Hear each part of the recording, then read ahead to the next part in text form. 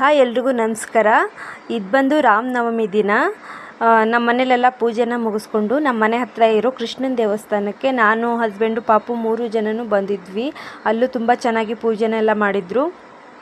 ದೇವ್ರ ದರ್ಶನ ಮುಗಿಸ್ಕೊಂಡು ಪ್ರಸಾದನ ತೊಗೊಂಡ್ವಿ. ಅಲ್ಲೂ ಕೂಡ ಮಜ್ಜಿಗೆ, ಪಾನಕ, ಕೋಸಂಬರಿ ಈ ಥರ ಎಲ್ಲ ಪ್ರಸಾದನೂ ಕೊಡ್ತಾಯಿದ್ರು. ಆಚೆ ಕಡೆ ಪ್ರಸಾದನ ತೊಗೊಂಡು ನೆಕ್ಸ್ಟು ನಾವು ಅಲ್ಲಿಂದ ಸಾರಿನ ತೊಗೋಬೇಕಾಗಿತ್ತು. ಅಂದರೆ ನೆಕ್ಸ್ಟ್ ಮಂತಲ್ಲಿ ನಮ್ಮ ಫ್ಯಾಮಿಲಿಲಿ ಒಂದು ಮದುವೆ ಇರೋದ್ರಿಂದ ನನಗೆ ಸೀರೆ ಬೇಕಾಗಿತ್ತು. ಅದಕ್ಕೋಸ್ಕರ ತೊಗೊಳ್ಳೋಣ ಅಂತ ಸೀರೆ ತೊಗೊಳಕ್ಕೆ ಅಂತ ಬಂದಿದ್ದೆ.